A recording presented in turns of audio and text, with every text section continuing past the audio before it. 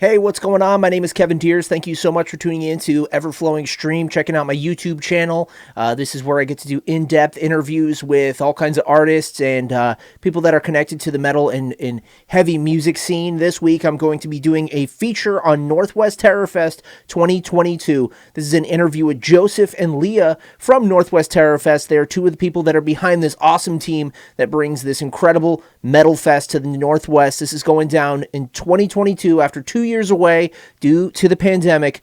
We're going to jump right into my interview with Joseph and Leah from Northwest Terror Fest. Thanks for checking out Everflowing Stream. Hello, talking with Northwest Terror Fest 2022 representers to a couple of the people we have finally see the faces behind a couple of the Northwest Terror Fest crew. So before we jump in, what's your name and what do you do officially with Northwest Terror Fest? I'm gonna go first. I'm Leah, and technically I work mostly on sponsorships, but I do a lot of like day of production managing and looking at the contracts, writing contracts when we're doing booking. Awesome. I think Leah, I'd call you an associate producer, if not a full-fledged producer this year. I think you've been doing such a good job. I guess listeners who are listening probably don't know. Hi, I'm Joseph. I am a producer. I help book a lot of the bands and organize day of stuff and sweat. I sweat a lot during the event and take years off the end of my life. That's my job. Well, you still have your hair, which is, more than I can say. You haven't lost your hair from this, or it hasn't gone gray, so obviously you're, I don't know. You could be dyed. You don't know. Oh, there you go.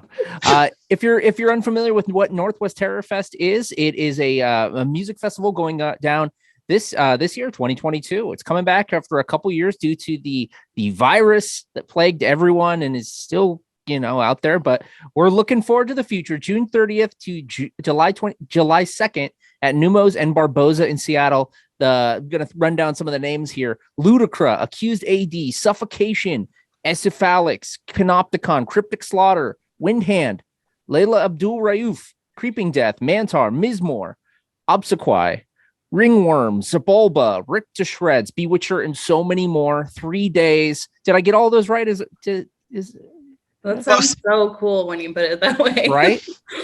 Radio voice. I had to be like, coming up, Ludacra, Accused AD. Be awesome. So, well, first off, congratulations on the comeback. A couple years, obviously, unforeseen circumstances. Yeah. Congratulations, first off. Well, thank you so much. Wouldn't have been able to do it without the team sticking together. So thanks so much for, everyone involved, especially Leah, who's here with me, for keeping me sane as we've pushed. A lot of this lineup is actually the same as the lineup that was going to play in 2019. Was it 19, Leah? No, 2020. 2020. Good. I've lost track of time. What is time? It's not real. It's a flat circle. Exactly. The only time that matters is your set time if you're playing, and Doors time if you're coming. Right. So we had a lineup for 2020, had to push it back for 2021. And then when it became obvious 2021 wasn't going to happen, we sort of canceled and just said, we're just going to try and get as many people back as we can. We just wanted to give all the ticket holders their money back, because they could use it, and hopefully they could use it to buy another ticket. Yeah, when we had a newer, better lineup. People have done. Awesome. Well, okay, so I want to get into a little bit of that, but I do also want to recognize that there are other people involved with Northwest Terror Fest. So how many other people are behind the scenes, with the crew that helps out with Northwest Terror Fest? How many other people are not there with us today? Oh, shit, now we got to count. We have a couple of stage managers. We have probably like 10 people that we call production assistants. Cool. That just help out day of, running around, doing things, getting stuff, moving gear, whatever. We have like a financier person with a bank account that you need to do a project like this. Yep. And there's us. we bring up the guys who do worshiper because we have a worshiper backline. So they come up and run the backline with us. Cool. I think we're at like maybe 16 or 17 there. Okay. Yeah. Joe Grindo's a liaison. There's one more. And our social media person. We can't forget Malia, who's just killing it with the memes this year. Meme lord.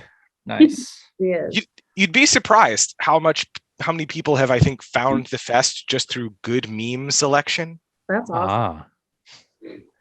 The meme game is strong here. Okay, so how long or how late did you wait in 2020 to know that you had to push it off? And then how early in 2021? I think the first like so the shutdown or whatever is like March 15th or 16th. And I think we were like, okay, well, let's just like see how these 2 weeks go. You know, like the fest isn't at that time, the fest was in 3 months. 3 months. Yeah. 2.5. And we were like, just stay inside for 2 weeks. We're just flattening the curve. We'll be okay. Yeah, it's going to be fine. And what do you think? Did we like 6 weeks before? Probably about that. I think, pretty much every fest that year postponed. Oh yeah. And a few have postponed twice. That was a tough decision to make. Although comparatively, I actually think the decision to cancel in 2021 was harder. But I think we did that. Once again, I'm losing track of time, but I think in 2021, we decided that we were just going to sort of start over from a blank slate fairly early. Yeah. Because had Delta just started? No. Yeah. Well, we just were feeling really stressed out and irresponsible about doing it, regardless of, I don't know which particular thing was going on. But it just can't keep up with the strains. No, you can't. Did you just get your hand tattooed? You just get your hand tattooed? We have a fresh one. Yeah. That's sick. All right. Thank you. Dude. Kristen Day tattoos. Love it. Anyways, Joseph, you were saying? Oh, no, I'm just thinking about how all of Leah's tattoos are amazing. I need more. No, I was going to say, I think I saw a funny thing on the internet, but it was, this is not how I expected to learn the Greek alphabet. Yes. Right. When you said you can't keep track of the strains, that's where I'm at. There are now as many major strains as have been Terror Fests or will be Terror Fests. Wow. So there we go. We're in a weird tandem. Oh no. Okay, so let's go back to the origin of Northwest Terror Fest, and there's been a few now of Seattle Northwest Terror Fest in Neumos and Barboza, and then formerly the Highline, RIP. Very sad, very sad. Very sad, correct.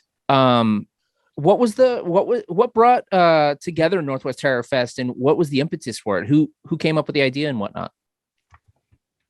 Can I take this one, Leah? You must. I don't have to. I could just deny the question.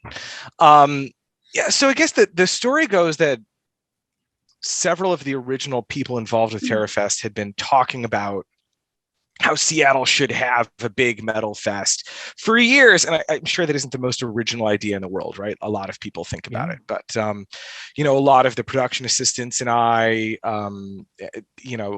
some of our liaisons, we go every year to these other fests. We go to Maryland Death Fest. Our financier likes to go to Ascension Festival in Iceland, right? Mm-hmm. And so we're into the experience of traveling and going to see music, and that's been like some of the best weekends of my life. And we sort of felt this urge to pay it forward for people. And it also sort of seemed like, much respect to our corporate overlords, of course, but the rent isn't going down. The rent has long since not been going down. And so the thought was, there ought to be an event that can maybe help some of the locals pay the rent once, maybe twice, right? Yes. Maybe put them in front of some eyes who wouldn't see them, maybe get them in some negotiations with some larger labels if that's a thing they're interested in, right? Mm-hmm. And so this had sort of like been in the ether. We didn't really know where to start. And at this point in time, it's worth noting that there was originally another Terror Fest, Southwest Terror Fest in Austin, right? No, there was an Austin Terror Fest. Now they're called Oblivion Access. It was originally in Arizona. We're going to say Arizona. Yes. And the founder of that fest contacted me and a few other people. They were relocating to the Pacific Northwest, not Seattle. And they said, hey, I don't really want to do this anymore, but it's something that they'd like to continue. So they said, how about we all get together and I sort of give you a crash course on how to do this, and we establish the event, and then you guys take it from there. Cool. And that's been the way of things for the past 5 years, 6 years. We got to do 3, right? We got to do 3. We've 2 off. So. But now we're in 2022. Yeah, 6 years. Awesome. The ongoing theme is none of us can keep time, so none of us are drummers. So, Joseph, were you in the beginning stages of it? Because Leah, you said that you came on like the second year, or? Yeah, after the second fest, I got brought on to work on sponsorships. Awesome. So I've only worked 1 fest that's happened, but this is the 3rd one that I've planned. It's true. Nice. So, Joseph, you were in the original OG lineup? That is correct. Although I didn't. I was not a promoter at that point in time. I mean, I'd promoted some little punk shows here in the Midwest and stuff like that, but I'd never been someone who procures talent. I started as the social media person. My big professional talent is being willing to put my foot in my mouth in public, like I'm doing right now. They needed someone to do that. So who gets to decide on who they want to play? Now here's the big question. Who gets to decide the lineup every year, and how far in advance do you guys work on that? I mean, Leah, can I take this one again? Yeah, go for it. We've tried to figure it out several different ways. I'd say the easiest thing to say is that it's mostly a democratic process. However, we like maintaining relationships with musicians that we've had before, even if it isn't the same project, right? Sure. So, for example, last time Vastum played, love Vastum, and their bassist Luca is also in Necrot, who played the year before. So it was we didn't really need to have much discussion. It was like, do we just want to hang out with Luca again? Yes, we do. Okay, well, which of his other bands is going to play, right? So there's some easy things like that. This year, we're going to hang out with Leah again. So here she comes. There's an unbroken chain. That's exactly right. Leila Abdul Rauf is the bassist in Vastum. Awesome. And the singer from Vastum is also the singer in Acephalix. So that makes a lot of sense. Layla's playing our acoustic set, which last year was Dorothea Cottrell played it, and she's the vocalist in Windhand. Yeah. So, I think we want to keep it in the family to a certain extent. Aesop Decker, the drummer from Ludicra, was in Karada. They played last time also. So as much as we can, I think there wants to be, I don't know how you'd call it, a continuing narrative. Sure. I think I want people to be able to see familiar faces and see it evolve as it goes on. What do you think, Leah? I think, we do. When we love working with people, we want to see how we can have them back, but do something that we haven't done yet is a big part of it. And then, behind the scenes, we basically all say, here's a big pile of names that I would love to see. And then we look at it in a spreadsheet and see where we were all on the same page and try to pursue some of those ideas as well.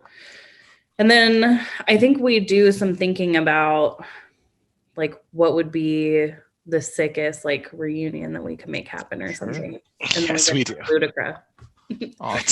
That was. I think Joseph marinated on that since the very beginning. I don't know about marinated, more like just annoyed them until they gave in. You punished them online? You're like, I can see you see these messages. Sometimes I invited them to previous Terror Fest and then punished them in the green room. Nice. It's going to happen. So here's a Ludacris record. Can you sign it? Yeah, dude. So how did the Ludacris thing happen? Like, because it happened, it wasn't with the initial announcement. It was announced like right as tickets were about to go on sale, and I think that was like a big push to a lot of people to like sell it out quick, at least that first wave of tickets. So how did the Ludacris thing come? Did it kind of come last minute? No. Okay. That was in the back pocket for a long time. Leah, awesome. What's your impression of the story? Because I know the way it felt to me, but what did it look like to you? We are, you've done this before, we've done this before, and we try to be strategic about getting those tickets sold. Yeah. And that was a great way to make it exciting that tickets were going on sale, I think. Oh, so nice. I see what you did there then. Nice. Okay. So there's a lot of really cool, kind of cult underground, and a lot of DIY kind of booking, when like, at least that you guys are friends with. But then when you're booking bands like Suffocation, that's like a big production company. You have to go through managers and things like that, agents. How has that side, been navigating that world? Has it been a learning experience for y'all? Well, I've been sort of having Leah shadow me and then take part in many more of those discussions as they go on, because this is a large enough event that it shouldn't or can't be one person doing all the emailing with all the talent any longer, even though eventually everyone does need to get on the exact same page. But from my experience, I actually really enjoy working with if there's a seasoned band that has like a very professional team, much love to everyone who does it DIY, of course. And like, I come from like punk roots background, I come from playing basement shows when I was a kid too. But it is nice to be able to just send an email to someone and have like a frank professional conversation about what are you interested in? What are we interested in? What's the time frame? Do the numbers match up? Yes, they do. Okay, what would you need from us? Does this work for you? And have it be very clear and laid out. Sounds like it might actually be easier then in that situation. That might even be easier than having to deal with people who reply in punk time. There's pros and cons to each. There are pros and cons to each. I think as the events progressed, we have become more professional in our demeanor. For sure. I think. You have to when you're working with like a venue this large. We've got sponsors that are like, Pabst Blue Ribbon has sponsored us. That's like a large company. We've got to be able to speak with them in a way that they appreciate. So I think it's had its advantages. Although we're, to be clear, no one has any creative control over TerraFest except the team. Exactly. But they're investing real money, and so they expect, a real response when they ask questions, or, communication to at least be professional. So I hear you. That's totally true. So I'm curious about, your relationship with Neumos, awesome venue in the Northwest. And I love going to that venue, but what stands out to you guys about Neumos? And why you've chosen to choose Neumos. I remember going to Rainfest. I always loved going to Rainfest at Neumos, one of my favorite Northwest festivals that passed on, and RIP Rainfest. But I already was in the habit of going to festivals at Neumos. So what made you guys decide Neumos is the place to do it? I guess I'll do it again, since that's been a thing since the beginning. Neumos is, in a way, I think a lot of people locally are a little bit spoiled with some of the venues here. Not spoiled, but I think it's to say, I moved to Seattle from around the greater Detroit metro area. Sure. And I think the comparable venue there is St. Andrews Hall. Yeah. And at least in terms of like the acts you can book there and capacity and size of stage, et cetera, so forth. Neumos has a great sound system. Yeah. And the interior is really nice. The staff is knowledgeable. Their security team is world class, which is super important. And they know what they're doing. They're in the world of like metal and hardcore and stuff. They're not out of the, realm of knowing what's going on. And they love Terrorfest. Awesome. They do seem to really enjoy it. That it is like, well, and for me personally too, I think it's a good placeholder because I could never say replacement for Rainfest too. Like I've heard people who work security definitely be like, if we can't have Rainfest, this is really sick to be able to work on. And we've tried to honor the Rainfest lineage too. That's been a conscious decision to try and book a little bit of hardcore, book even more hardcore. Like, when we're booking Race Trader and Zabulba, in the back of my head, I'm thinking, okay, we need at least one day to be for the Rainfest crowd as much as we can while still being us. Watch out for the headwalkers. Can't wait. No, I'm into it. When are stage dives coming back? Exactly. I know it's not the absolute safest thing in the world, but it seems safer than not checking for vaccines or tests at the door, right? But in an ideal world, I want both. I want like respiratory health and also airborne chaos. I saw Gag a few months ago, and people were stage diving with masks on. So I don't know. Is that make sense? Not really, but whatever. It is what it is at this point. Everybody's doing their best. Yes. I'm so excited to stage dive again. I think I'm going to, if I'm still wearing the mask, which I think is likely at this point, I think I'm going to dress up like I'm in Mortal Kombat, right? There you go. Yeah. Like put me in this full Scorpion outfit. And I'll try and catapult like I'm still 14. I'm not. I won't. But it'll be funny to watch. Absolutely. That's awesome. Okay, so Neumos, it's going down again June 30th through July 2nd. Now, what are a couple bands that you're most looking forward to? Leah, let's start with you. Okay. I would say my number one most excited thing is Layla Abdul Rauf, who we booked to do our like quiet set. We already spoke about her a little bit. I'm obsessed with Vastum. I'm also obsessed with her from working with her on the last fest that we did. I just think she's a lovely person and she's so talented. And her solo stuff is very cool. Yeah. So different from the heavy stuff and like moving and engaging and cool. And I can't wait to see it translated to live. I haven't gotten to see it before.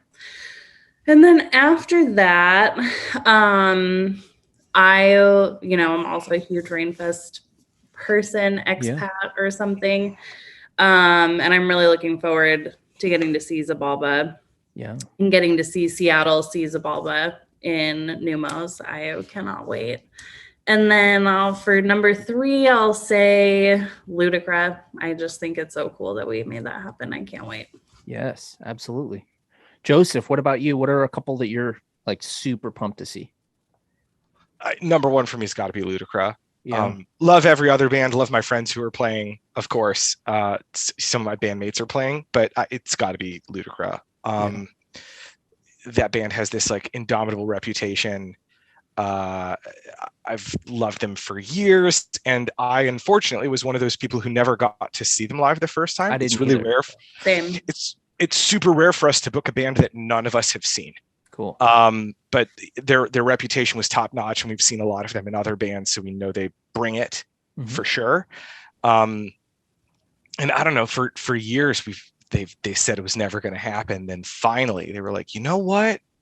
Maybe people need it. Maybe it's time. And I'm like, yes, please do it for us. Do it with me. and they are. And That's awesome. That has really been like keeping me going through a lot of these past times, let me tell you. So Ludicrous is number 1 for me.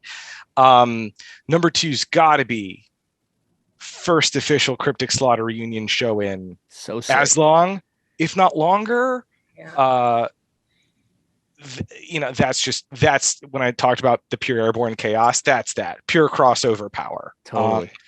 Cannot wait. And I should probably pick a band that isn't a headliner. So let me dig down a little bit on the list and let me say I'm really excited to see a little band from California called ripped to shreds. I've heard really good things about them live. So yeah. Great people to work with. Love that sweet death chainsaw guitar sound. Keeping it old school but still fresh and shreddy. A little bit of something for everybody. They're on at Barboza, and I think they're on fairly early on that day, but I will be right there for them. Can I add one more just if we're not running out of time? No, I got all night, bro. I just broed you too, so we're in for it. Well, shout out to my dudes in Funeral Chic. Great band. Who never get the props they deserve. Their record Superstition is one of those albums that like I got it too late for it to be on my end of year list. Like I think it came out in November and I didn't hear it till January, and I was like, dang, this would have been like number 1 or number 2. It's my exact favorite style of like just fun, nasty, like stadium crust. That is what I listen to when I'm like at home trying to have a good time. I think that band is really special. So excited to see them personally. I will jump in on gang shouts regardless of whether or not they invite me. Hell yeah. I was surprised. I got to see them with Integrity and Incendiary. They played a couple years ago down at El Corazon. They were at the show. It. Oh yeah, I was great. So that'll be awesome. Funeral Chic. Okay, so there are a lot of bands on this, and it might be intimidating to someone who is just a casual metal fan or something. What's a band that people might not know that they need to make sure to show up for? I'm gonna say Eyes of Perdition. They're sick. They're brutal. I like the brutal shit. Yeah, shout out to Lindsay. That's a good one for sure. Hell yeah! Shout out to Lindsay. We love her. My one for this is going to be Deep Cross. Deep Cross is a 2-person project from Austin. That's kind of like experimental, harsher, like noisy type of stuff, but also with really like beautiful components. A lot of the vocal components are really beautiful, and then there's vocal components that are like nasty as fuck. And I love it. I love that band. And they're going to be at Barboza on the earlier side Thursday, if I'm not mistaken. And they're definitely correct. And sure. Joseph, what about you? Let me think. I've been trying to like workshop my answer while Leah was talking, and I was hoping she would have more good things to say about Deep Cross. Because I've been the list up. The thing is, I've been hearing you give your how much you love Deep Cross spiel now for 2 years. So you'd think by now I would know exactly how long it lasts. But no, once again, time, not a thing. Make sure you watch Ringworm too. Ringworm's the fucking best. Ringworm. Well, like I said, I'm from the Midwest. Like every year, if I can, I try to get like one Midwest band. Integrity played before. Ringworm. Love that Cleveland like evil hardcore sound. And you just got to get a Mushroom Head next. So the natural progression. Well, never say never. I like to throw a curveball in there I don't know. Eventually, I'll run out of ideas. I'll have to dig that deep. Twisted. Hey, shout out to my Juggalos. Whoop whoop, where my family at? I'm showing my real Metro Detroit roots. Okay. King 810. You want to talk about Obsequiate, Joseph, don't you? I do want to. I was about to say that, but I was going to say, I knew King 810 when there was no 810 in the name. They were just King. Okay. They were just King. I saw them upstage Necrophagist. Wow. It was great. And for that reason, I only saw 10 minutes of Necrophagist. But you know what? Worth it. We'll tell that story another time. Shout out King 810. Okay. Shout out King 810. Yes. Especially if you're sort of someone who doesn't always love the most brutal kind of metal, because I know we talked about like Eyes of Perdition. They're like super nasty, right? Yeah. Well, also playing on Thursday, same day as Deep Cross, is a band from Minnesota called Obsequiate. That's how you say it. I love the band. I just don't know how to say it. Okay. I don't actually know. I think it's Obsequiate. Anyway, they like, I guess you'd call Castle metal. Is that what they call it? Yeah. Right. They play this like obscure black metal subgenre that people call castle metal. Right. Yeah. And so like the idea is that like a lot of the riffs are based on traditional medieval like court music. Okay. And it's very the lyrics are very emotional, and like the guitar tone is very beautiful. It's this super lush orientation, but there is sort of this like beer hall like groove to it where we can all kind of like join hands and whoa whoa. And maybe that sounds corny to you, but it's a lot of fun to me. I saw them at they played Migration Fest down in Olympia. Awesome. Several years ago, and that was just like a transcendent experience. So please check them out. Okay. I think their album Suspended in the Broom of Eos, if anyone needs a place to start, I recommend that one. Awesome. So Joseph, you're a writer for Decibel Magazine. You review stuff. Has there ever been a band or first off, do you get kind of like first kind of taste of a lot of these bands, because you're a writer and you review stuff? Is that how you kind of stay in touch with like new or upcoming bands? There's definitely like a lot of synchronicity there for sure. I've been blogging about music since 2011, 2010. I've been networking with bands, trying to organize coverage for people who I think could use a little more love, so I've been working on it for a long time. I've seen some people that I were not signed, get on the majors. I was interviewing a little band on Metal Blade called Battlecross before they were touring, and now they play El Corazon when people play El Corazon. So yeah, it is useful to be involved in Decibel as a way to keep my finger on the pulse and to try and see, what's the next great band everyone needs to hear. There is definitely some synchronicity there. Cool. So past years, there's been 3 years of Northwest Terror Fest. What's been a few of your key favorite sets that you've seen? One of mine was of Feather and Bone. I'll start. They killed it. And they played down in what do you call downstairs? Barboza. That's Barboza. Downstairs in Barboza, they totally destroyed. Full of Hell that year was so killer. Gate Creeper and whatnot. That Gate Creeper set was insane. Absolutely. What about you two? What's a set that stands out? Are you going, Joseph? Do it. No, Leah, you deserve. Okay, fine. Here I go. I would say Sarahthundel is really sick to me. I thought that was a blast. Like hosting them as humans was really fun, and watching their set was really fun. For me, I loved it. Also, before I worked on the fest, Coven played the fest, and that especially as like a girl who's liked heavy music for a really long time was like, I don't know, I just like cried the whole set. It was emotional for me and I loved it. And despite like the only injury that I know of at Terrorfest and it being a girl that I know getting socked in the nose, I thought that the Integrity set was chef's kiss. Perfect. Nice. Sorry, Rachel, about your nose. I'll buy you a drink, Rachel. I'm sorry it happened. Her nose looks great today. She's good. Good. That makes me happy. What about you?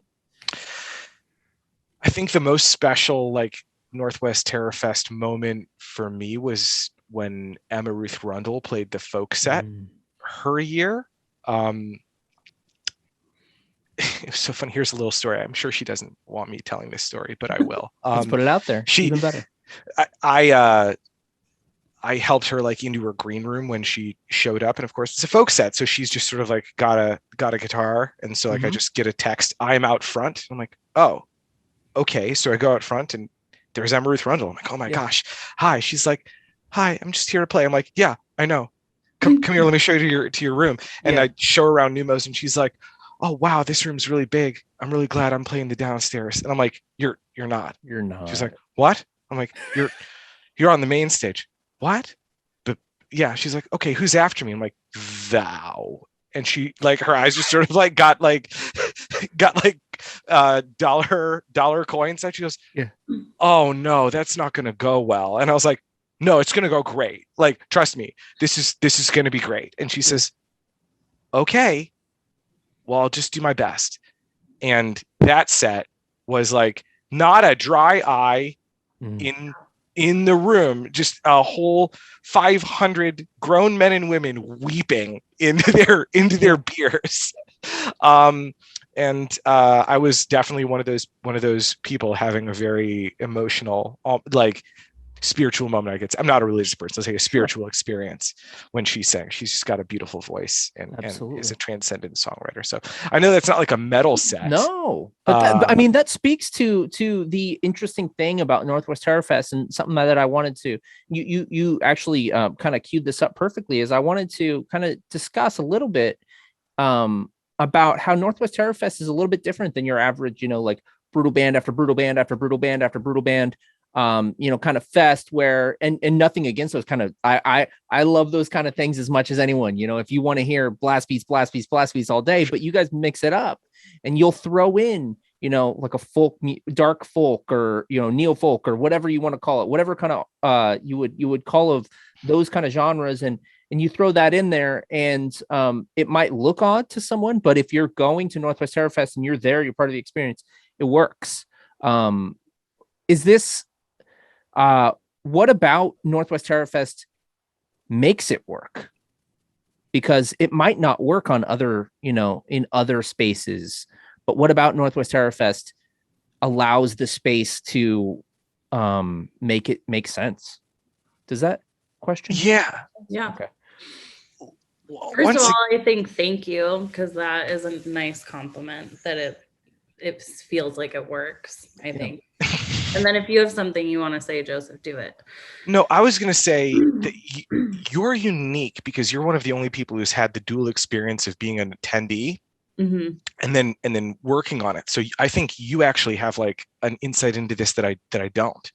Well, I think that I even am like hesitating to talk about this component directly, because I think a part of it that's cool is that it's not like a part of our like marketing narrative is not to be like, we're an inclusive, like, safe space to, like, that's like the quiet part. We're not like publicizing that, but it is, on the back end in all the decisions that we make, we're trying to figure out how we can make that fest a place that's comfortable for people that might be like extremely uncomfortable at, Blast Beats All Day Fest, which I also love, but also, have been to as a 14-year-old girl and been, it's not been that cool, So I think that the ethos around inclusivity and safety creates this kind of space where it's not like weird or surprising to hear like an acoustic set that's going to make you cry, or like a weird electronic set that you're like, am I dancing right now? Like, what's going on in this thing? And I think that's like two separate parts of what is happening when we make a fest. I think it also makes each set stand out more, the duality, the like, the soft and then the heavy and then the black metal and then the doom, it's like when I first started going to shows, I would see a punk band with a ska band with a hardcore band, and they all and if you were to go to like an all brutal death metal show, it kind of mushes together. Right. So, yeah. What it does sort of seem to be, when I was a teenager, and again, this is the Midwest, and again, these are the dark ages, right? This is like end of new metal, beginning of metalcore, right? And I love a lot of those bands, but to hear a lot of people say it, that was like some of the tough times to be in metal and hardcore, right? But that's when I started going to shows, and maybe it was just because there was not a ton to choose from, especially in Lima, Ohio, Toledo, Ohio, whatever. But the diversity of lineup that you got, even like on a Sunday matinee in a VFW hall there, did accentuate what made the individual bands different.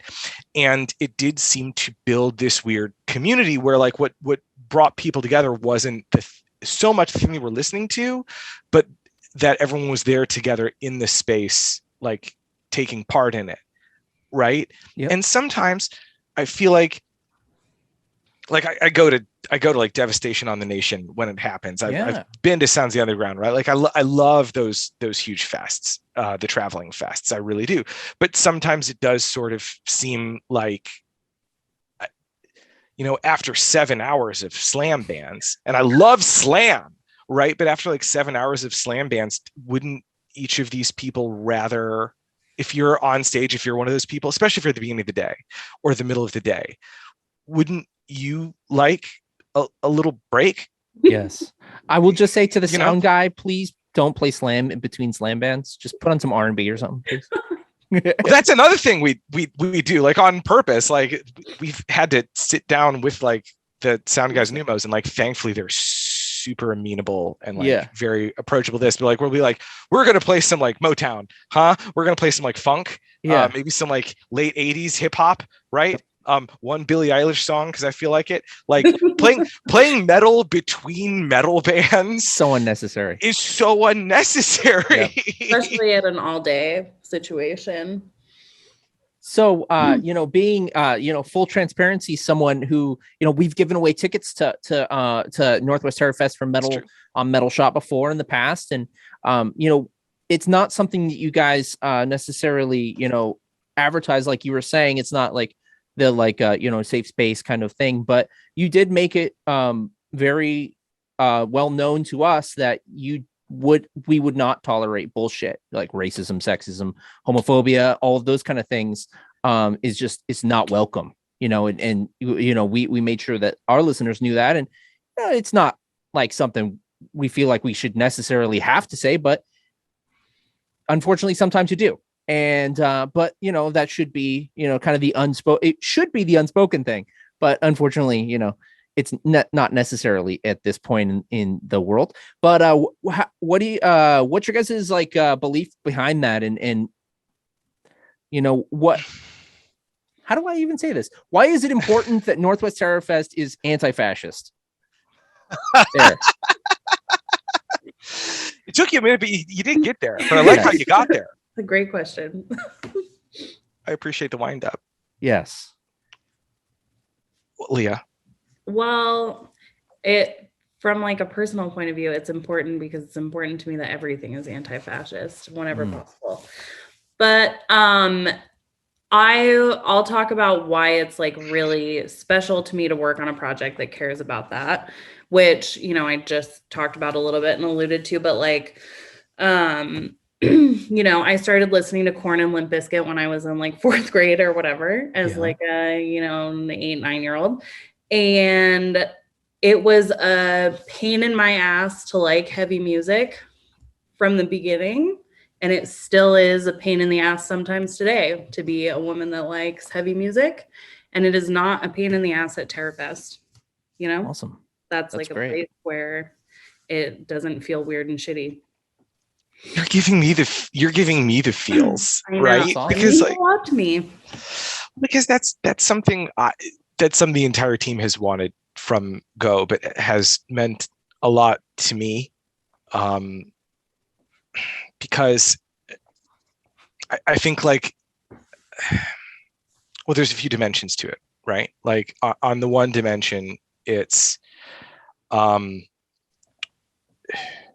haven't we all had that experience, where you like hear a band, you don't really know that much about them, maybe they perform under a pseudonym or something, and you listen to the music and the music speaks to you and you have a profound experience with it, and then you find out that the person who made that music maybe espouses beliefs that would put people you care about in the ground in a bad way. As a fan of both Oi and black metal, I have no idea what you're talking about. No, right? You've never had like an emotional breakdown when you realized who was behind Deathspell Omega that didn't send you into an existential crisis? I didn't know about that one yet. Okay, I'm gonna have to do some talk. Okay, do some research. Right. We'll talk. There's blogs. There's receipts. So that's the one hand. And so this is maybe the shallow reason, but the shallow reason might be, wouldn't it be nice to go somewhere and find a new band and like them and not think, hey, I need to make a dossier about them to know if I can buy their LP. Yes. Wouldn't that be nice? This is the place where you can go and buy the album and know they've been properly vetted. Well, it's not perfect, but we try our damnedest. We really do. And should never, it's not my place to tell other people what to do, but well, again, you'd think this would be the norm, right? So I guess that's the shallow reason. And I think the deeper reason is like, heavy metal saved my life. Yeah. Every good thing that I have in my life has come from heavy metal. I met all my best friends through heavy metal. I got to move to this city because I knew people that I met at metal shows. I have my career because of skills I made working in the metal scene. Yes. Heavy metal saved me from some really dark places when I was younger that in retrospect, young people go to therapy if you can. But if you can't, maybe Metallica is there for you. Right. Or if we can't, also come to TerraFest. It won't actually resolve your trauma, but it'll help, I think, or it should. Right. Heavy metal saved my life, and it's done that for a lot of people. I think it's a positive force. I want it to be able, and hardcore too, punk, as I said, because when I grew up and where I grew up, they were intertwined. Mm-hmm. I want lots of people to be able to have that experience. And what I've realized from talking to people from getting older is that there's a lot of people who do have that experience, but don't feel like they can take part in the community because they don't feel like they're welcome at a show. Even if 95% of the people are there that don't care or accept them, that like buy into the community ethos of metal and hardcore, even if there's just 5% of the people at that show who would deny someone else's right to exist, right? Or think less of them as a person, like a priori, right? That's enough to take a whole host of like great, wonderful, special human beings out of the community, like maybe forever, right? Those are people whose inputs we're never going to have, whose voices we're never going to hear.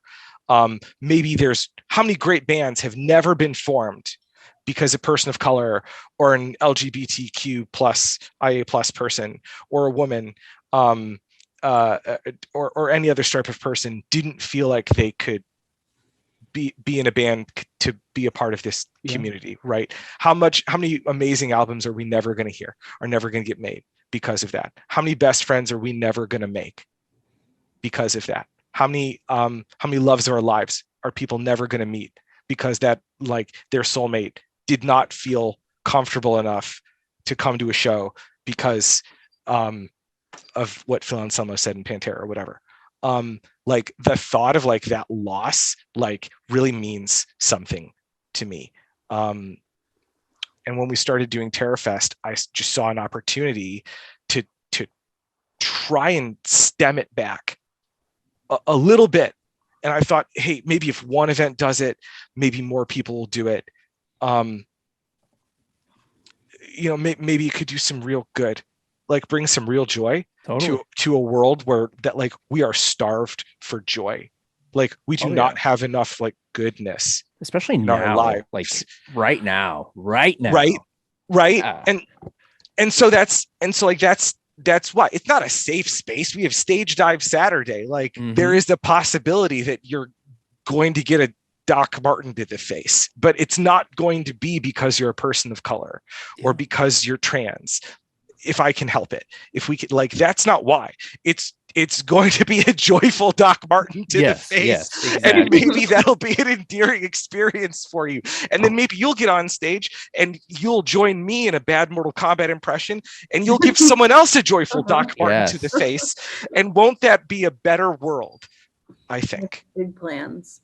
Very well said. Very well said. Well, I really appreciate. I didn't mean to go overboard. It was deep. I love it, and, I really appreciate, the honest answer, the truth, and my last question for y'all. I know that there's probably some younger bands listening that would love for their band to somehow be considered for Northwest TerraFest in the future. How do bands, what advice would you give to, a musician or a metal musician who would love someday to be in the consideration for Northwest Terror Fest? What kind of advice would you give to them? Is this for me, Joseph? Have I spoken enough? I can go first if you want.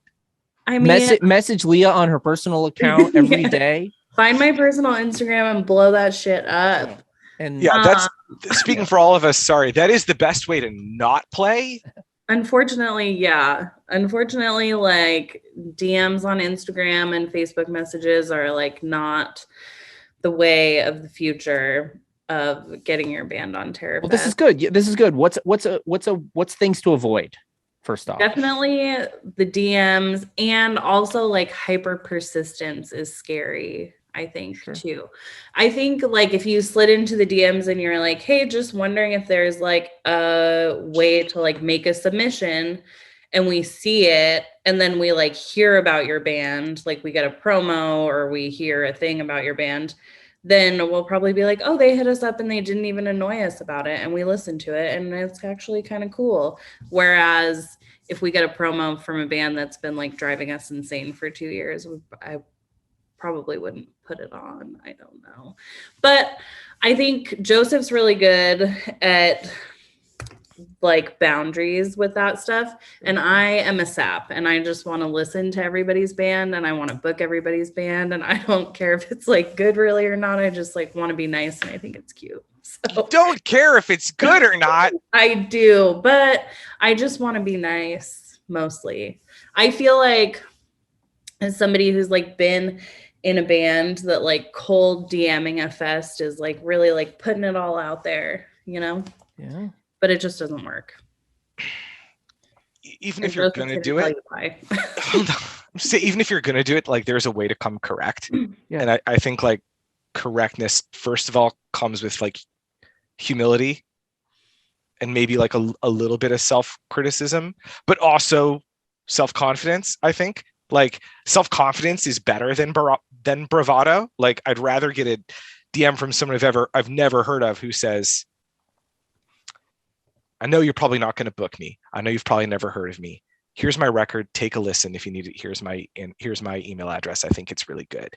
I'm way more interested in someone doing that than someone being like, I don't know if you've heard of me, but I'm on, whatever label and this is my album, whatever. Like the too cool for school thing doesn't work for me personally, right? But more than that, how do you get on it?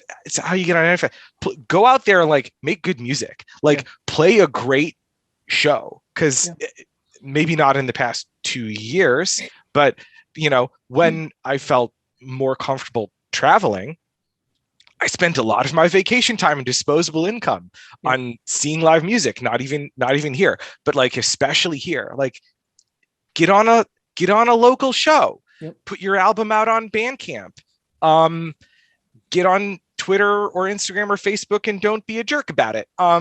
Play a show and kick my ass. Yeah. I would love when I see a local that I haven't heard of that I thought, wow, that is something they need to play. And we do like, the bottom like third quarter of that poster, it's all locals, like for a reason, like we want, like, I love when I can put a local band on the Neumos stage that they wouldn't have an opportunity to play otherwise. Mm-hmm. And they do a really kick-ass job.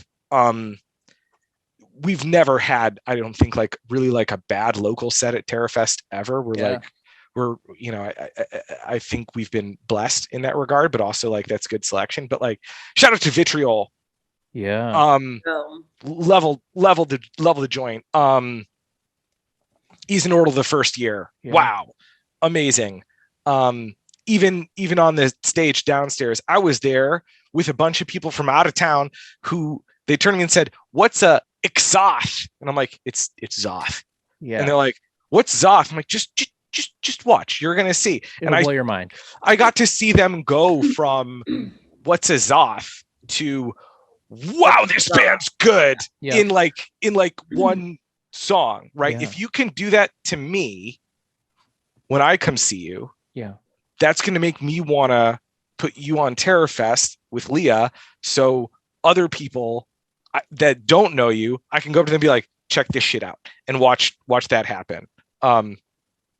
Adura, same thing. God, every local band. I'm looking forward to Drawn and Quartered. Those guys are OG Seattle death metal dudes. Like they are like still going strong. And I'm stoked that like there's representation of like dudes that are been like pioneers in the Northwest for OG death metal. So it's cool that Drawn and Quartered's on there. Shout out to Herb and Kelly.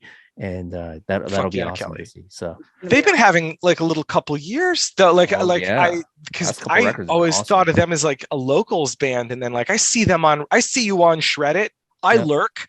I don't care about the karma, but I see what's going up on the posts. I see what the hashtags are going on Twitter, and it's not us. Like this predates Terrorfest. Because we booked them and then didn't know for a while. We didn't announce it for a while, right? Yeah. And I got to see their last record, especially get some heat.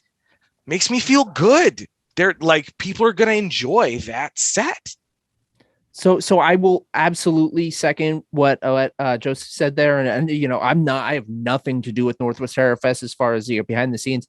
But if I were to give any advice, is just as like what it seems like is just, all of the people with Northwest Terrorfest, I see them at shows. I know that they're very well tapped in. So if you're making noise, if you're playing shows, if you're putting your music out and you're just, doing what needs to be done and just putting quality music out and, supporting local scene and just putting out good shit and playing shows, they'll at least know about you. And that's, you'll at least be in their peripheral, and that's what you need to do. So that's my advice. If that's good, that's good advice. And if we haven't asked you, by the way, it doesn't mean we don't like you. I'm talking to you especially, Rat King, because I know we practice down the hall from you. I love you guys too. It's just our wait list is like 5 years long. Fair enough. Yeah, you think 36 bands is a lot of bands, but it turns out to be like, fuck, we're out of room already. It fills up fast. And that's not just locals. That's like, I've had like national bands hit us up, be like, you're not gonna call us? And I'm like, bro, I'm getting to it. Yeah. Relax. Just don't break up before 2025. I will get there, I promise. So 2022, man, Northwest Terrorfest reunites. No, comes back. Northwest Terrorfest, the return. Leah, Joseph, June 30th through July 2nd at Neumos and Barboza in Seattle. I will see you all there. Any final words for anyone that's maybe on the fence about going to Northwest Terrorfest? Just come. It's going to be the best. There you go. Just do it. See you in the pit. See you in the pit. It's going to be safe. It's going to be fun. It's going to be positive vibes. Do not skip Ludicra. That's going to be a hell of an experience. Stay for Stage Dive Saturday. It is so much fun. And one thing I didn't say, sorry, when we were talking about our crew, honorary crew member, shout out to Eisner Award-winning comics artist Becky Clunan, who does our posters all the time. She really kicked butt this year. Love having her art on there. So yeah, you're great, Becky. Thank you. Beautiful artwork. Right on. Thank you all so much. I look forward to seeing the fest, and we'll see you there. I'll see you there, dude.